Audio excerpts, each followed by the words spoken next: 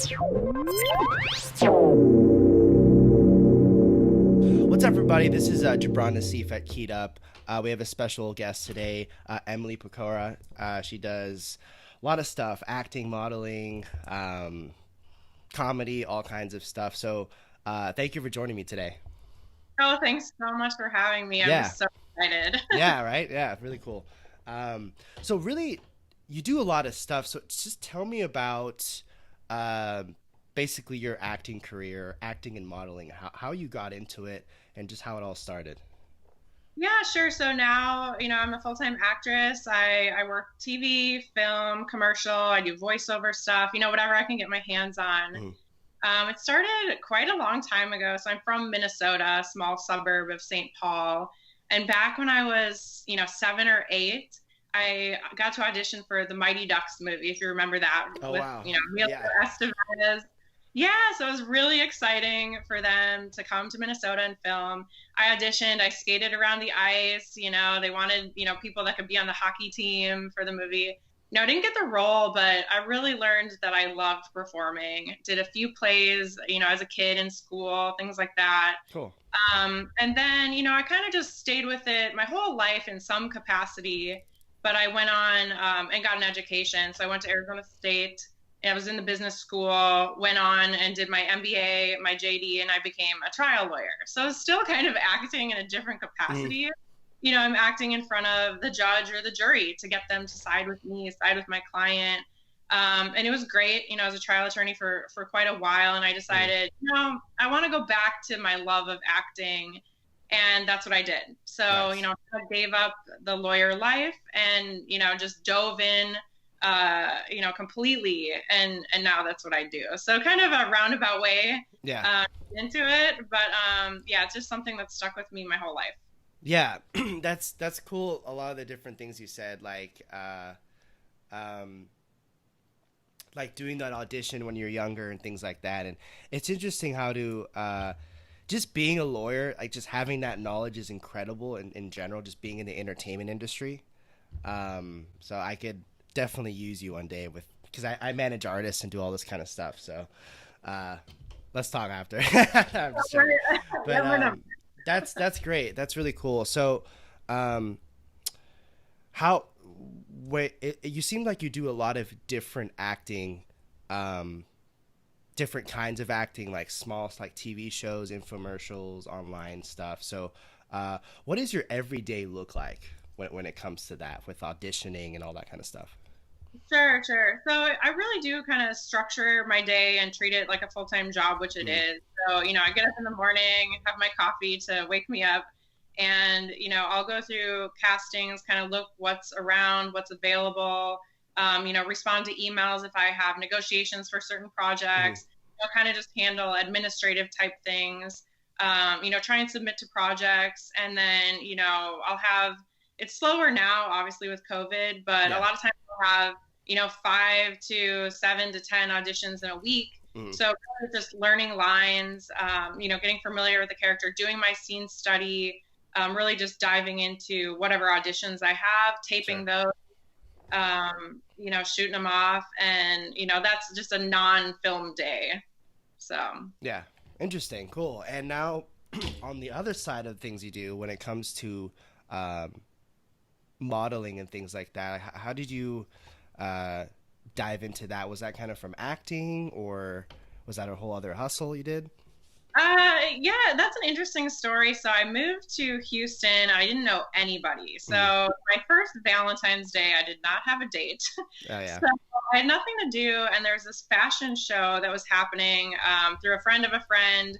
I did this runway fashion show, and I met a lot of photographers, and they linked me up with 713 News out of Mhm. Houston, and they have a charity calendar every single year. So I got to model for the calendar, and I was lucky enough to get the cover or selected for the cover. Cool. With that, so it's kind of just something fun to do, charity give back. And then when you get selected for the cover, you have the opportunity to do hosting work. And that's Mm. really one thing that I was really interested in. The modeling kind of comes along with it, and it's just Mm. fun to do. But so I got to do some hosting. I still do that for 713 News. They also let me come up with my own stories, so I get to do some producing as well. Cool. Whether it's red carpet, movie premieres, or the Houston Rodeo that everyone's all jazzed about. And really just rub shoulders with some of the bigger names in Texas. So it's really been a great experience that all started with just a little bit of modeling. So yeah, it's always amazing how, because I work in the music industry, it's all kind of intertwined, like the overall entertainment industry. There's always something you dive into, and then it leads to something else you never thought would happen.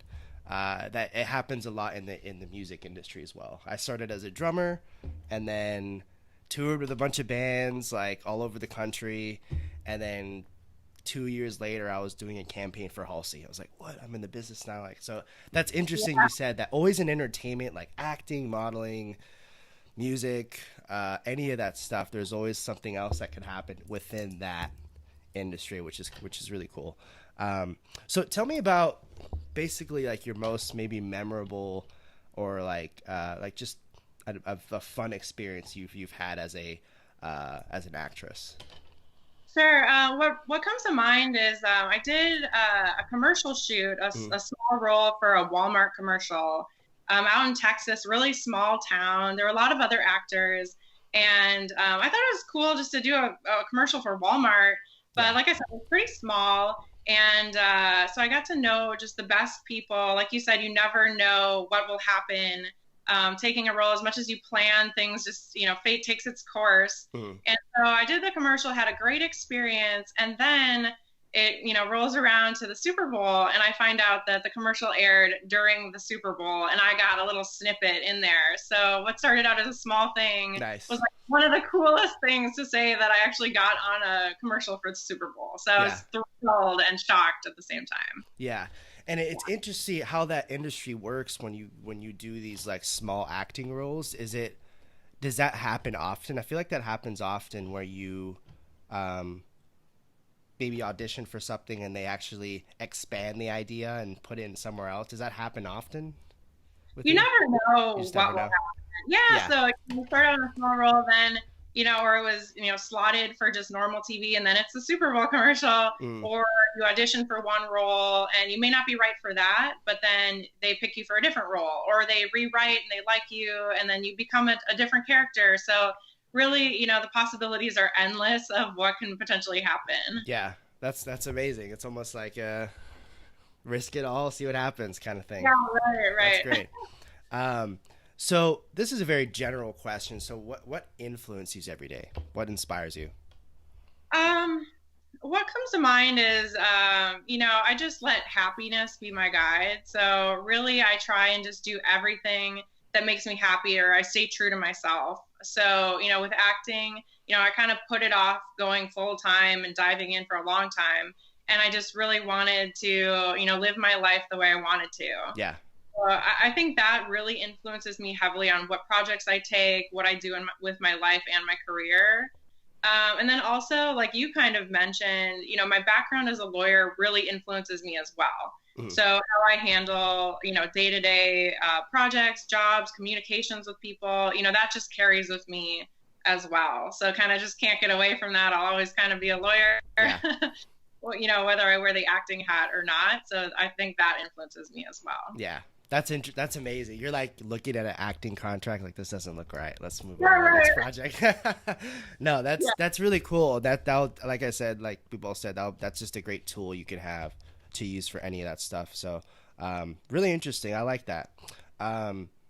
So this is an interesting question. Back to the modeling side, and I've worked with photographers, hired photographers and things like that. So who's your ideal photographer to work with? What is that type? Because I know when it comes to modeling, you have to have some kind of chemistry and feel comfortable with that photographer. So how do you, what are your kind of, what skills do you look in for a photographer? What kind of skills do you look in for? Yeah, sure. That's a great question. And I think whether it's a photographer or director, the same kind of things I would want apply. Someone really that has a clear vision, they know what they want. So the project is very efficient and has a clear direction, and that's communicated. So I know exactly what I need to produce to help make this project, what they're looking for. But also, somebody that is collaborative. I've been on sets or photo shoots, where they solicit, ideas, or they want input from the cast and crew, and everybody has a common goal. There's this common, camaraderie among Yeah. everyone. And, you're going to put in long hours, whether it's a photo shoot or you're on set for a film or whatever it may be. So if everyone's working together, it just makes the project better, and you feel, valued. And it just makes for a fun day, even if it's a long day. Yeah, that's great. That sounds so nice. In music, it's a little bit like out of control when it comes to a photo shoot. It's just like little. It just depends on you or crew you're working with. But I remember the first photo shoot I did. This was like 12 years ago when I first started getting in like music professionally. But I met with this guy at it wasn't a good idea. We just make bad decisions sometimes. But we went to some abandoned shed house that I always drove by. It's not there anymore, but I'd always drive by it, and it was just like a fully abandoned house. I'm like, well, maybe we should do some photos here, And he goes, we actually arrived at the house. He goes, let's try to go inside. I was like, I don't know about that. That's not. But we actually peeked inside. It was so weird.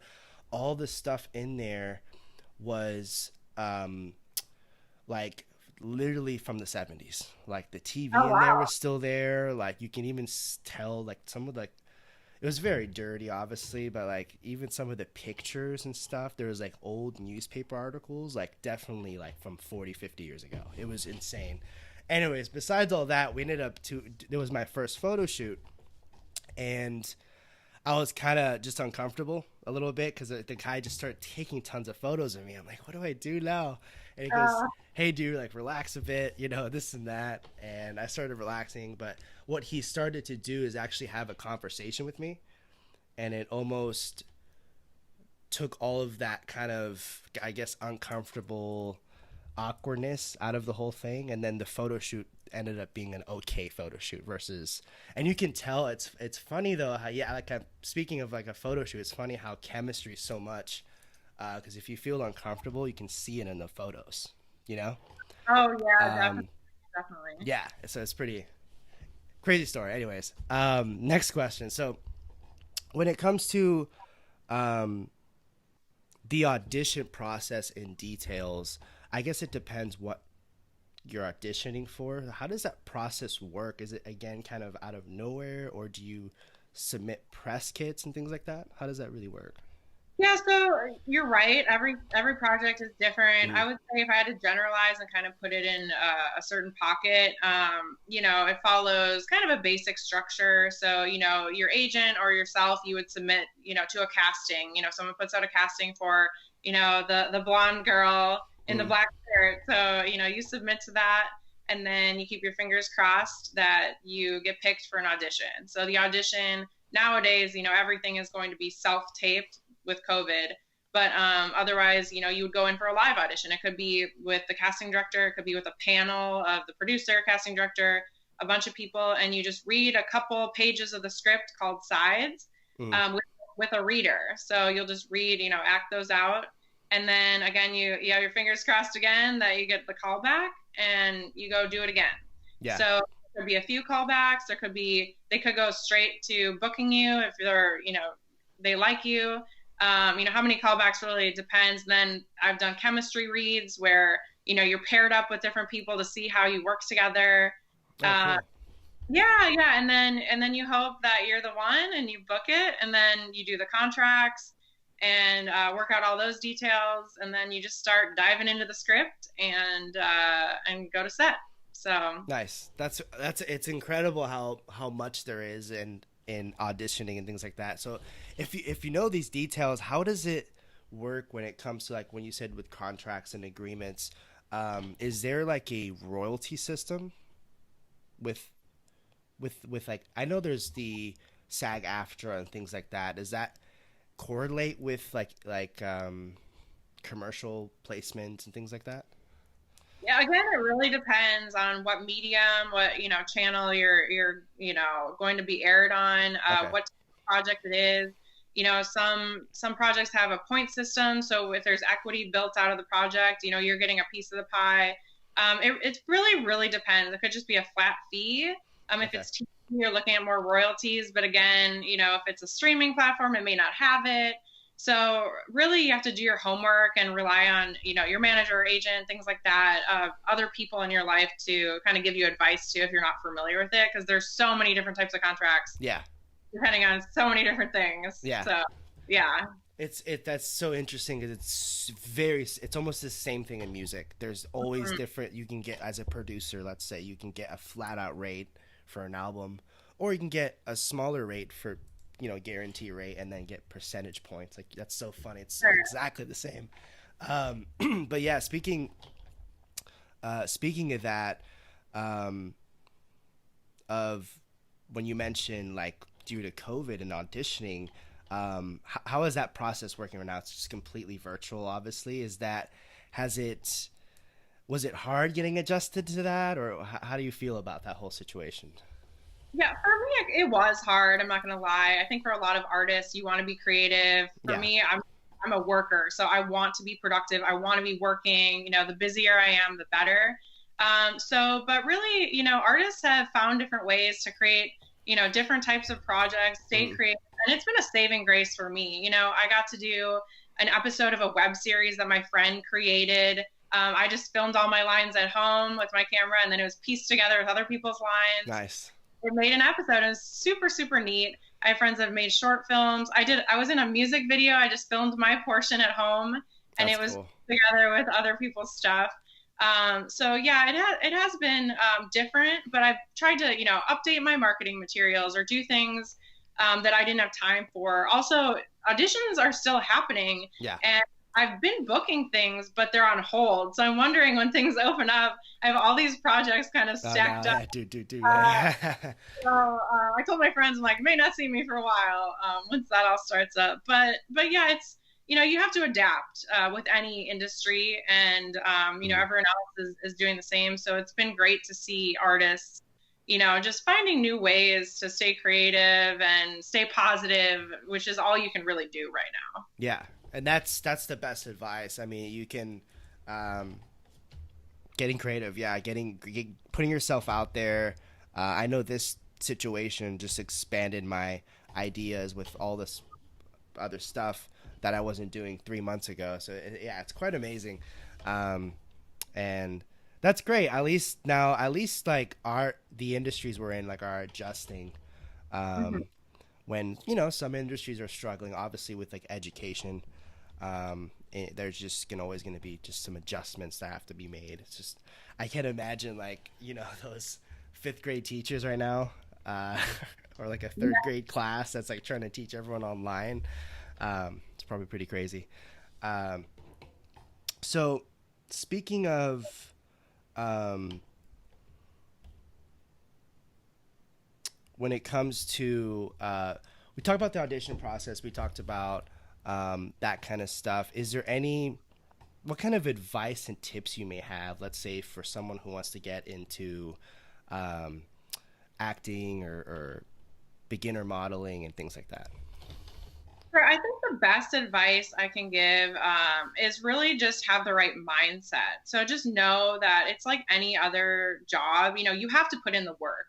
And one of the things that I kind of live by is Mm, that, an acting coach said, be obsessive about your work. The roles I've really wanted and I got, I may have rehearsed the scene, after studying it, may have rehearsed it like 60 or 70 times and make sure I was feeling the emotions. I was staying true to what I thought the character was. There's no shortcut to hard work. There's just not, and you can't dive into any profession and expect to be, an Olympian at yeah. whatever you're doing. So I think just, doing the work and just sticking it out, just hanging in there. You never know how close you are to your next huge gig. And then one other thing I really like is I heard Jonah Hill give a talk to an acting school, and he said, "Your heart knows what's up." And I love that, because whether it's taking on a new project or guiding you in your career, your heart Mm, does know what's up. And if you're not really feeling it, maybe it's not the best thing for you. and you really have to make good choices at the beginning to steer your career where you want it to go. Yeah, absolutely. I love that. He's amazing. Yeah. Um, yeah. Well, I like how you said this is I thought of a really cool question. When it comes to like acting in general, I know I just whenever I did I guess drama in middle school and high school, I'd always like if there was a sad scene or anything like that, I have to think of something Mhm. that made me sad, to make me look sad. So I've always been interested. How do you do that as an actress? Is there any kind of tool, any tactics you use? If there's like a sad scene or a happy scene, what's in your mind when that happens? Yeah, for me, it's really just understanding the character and trying to draw off of something in my own experiences. So, I mean, there's a couple songs that I think of different things and kind of Mm, make me tear up. But, a few scenes, you want to almost control those emotions. So sometimes, I'll think of something sad and I'm just, trying to hold back tears, yeah. really understanding what the character went through. So, there's really no faking it, in my opinion. You have to feel, the sadness or Mm, the strife or whatever, that character is going through. And either really understanding that character and feeling bad for them, makes me feel those things, or just relating it to my life. I remember when I was just so devastated about, losing this person or, whatever it may be, and just empathizing with your character. And mm, then those feelings just being an actor is really just manipulating your emotions. So can you feel these things and put yourself in that situation, to really just understand it, in yeah. my opinion. Yeah, that's amazing. I'm like mind blown right now. Really cool. Yeah. So I have some cool stuff coming up. So, I have interesting question here. So, what are you watching right now? Is there anything like on Netflix, Amazon that you're like super into binge watching? Yeah, honestly, I just go from one series to the next, and yeah, just kind of flying through different stuff, trying to find. Sometimes I'll go through the Hollywood Reporter and just see Mm, what's the hottest thing right now. I've been doing some recent stuff, but then also some oldies. So I went through all the seasons and episodes of Lost, which was super cool. If you think nice. like the Yeah. '90s, yeah, so that was really neat. And then Game of Thrones too. I never got to see it, and the episodes are so long, so I watched that start to finish. And Nice. then the new season of Ozark, love Ozark. Yeah. Really Um, good. yeah, Narcos I watched. Oh, and then the new Hollywood series on Netflix. I really really liked that. Yeah, that's a wild one. I Yeah, think I started the first two episodes. Just you probably appreciate it. Like the whole cinematography in that is like it's incredible. Yeah. well, it's cool Um, to see, yeah, like kind of the old world Hollywood. I've been mm, watching old movies too, like James Dean, like Rebel Without a Cause, stuff like that. And so the Hollywood series was really neat just to see, the portrayal of what it was like kind of coming up as an actor back in those days too. yeah, it shows the whole like film business when it was booming, like when it was really booming and growing, yeah, Right, right. significantly. That's cool. Um, yeah, I'm trying to. There's so many shows. It's like when you actually think about it, it's like damn, you have to like you like just go on your list to see what you've been watching. Um, It's endless, really. yeah, cool. There's a show called Upload. I don't know if you've seen it on Amazon. You should check out. It's a very interesting show. How there's like a virtual reality like afterlife you can like pay and go to after Hmm. you. Yeah, it's a comedy. It's a kind of like all comedy, drama, thriller a little bit. But I would check that out. It's called Oh Upload. yeah, definitely. I'm Yeah. surprised it's not on my radar yet. Yeah, I'll definitely check that out. it's pretty good. Um, what else? The Order. I don't know if you like magic kind of stuff, but The Order is another cool Netflix show that I've just gotten into recently. So, Good um, to know. I definitely, I need to, so I got to keep it stacked up to have options. So. it's funny. Speaking of that, because you've been doing acting for a while, what do you feel like? Because now it's film is very similar to the music industry. So I'm gonna go to music first. So we had records, CDs, MP3s, and then now to streaming. And in Mhm. film, it's the same thing. You had physical, DVD, Blu-ray, digital film, and then streaming film. So how is that? What do you think about that change? And are you now getting maybe, I guess, more auditions and opportunities because of streaming and digital film? Oh yeah, definitely. I think so. It's really opened a lot more opportunities to create your own Mm, project and act in them as well. So with all these streaming platforms, there's just a lot more doors that have opened. You're not dealing with just the big blockbuster productions yeah. or the standard TV channels. There's just a lot more out there, or pilots that are trying to pitch to these different platforms. So it really has, opened a lot of different avenues. It's really cool this last year, just the Oscars, SAG Awards, they were saying, there's so many streaming projects Yeah. that are doing really, really great things. So it's really, kind of coming up there, and that's where we're at now. So Yeah. I really am happy with it. So the more avenues there are to create, the better. So. Exactly. It's better for, like, I guess, independent actors and actresses to thrive now. This is like the opportunity to really thrive, and all that kind of stuff, which is great. So, Mhm. so this is a very general question. What other hobbies do you like doing? Besides your busy day in acting and modeling. Yeah, so I do consider improv a hobby of mine. So, different creative outlets Mm. that, I'm not a career improviser, let's say. I do really focus on acting, but it helps acting, and I just really enjoy it. Showing up, and you can just create scenes with other improvisers, and then you put on shows, these improv jams. So I would consider improv one of my hobbies. And over COVID, I started writing. I took sketch comedy writing classes and stand up writing classes because, as you know, a lawyer, I loved writing. So Yeah. I'm going to transfer that over to, this industry now. And so, I've written a lot of stand up sets. So I really like writing. I'm working on screenplays of my own. And then I'm just kind of a nerd. I like reading any, tell all Hollywood celebrity memoir. I love reading, and then a lot of acting books. I almost study acting like I studied law. Yeah. So yeah, yeah. So really, just different ways to stay creative is what I've been doing as my hobbies. And then kind of Cool. crazy, but with COVID, I started doing TikTok, and I know people get crazy with TikTok, but if Yeah. you haven't tried it, it's crazy. You get hooked. Yeah.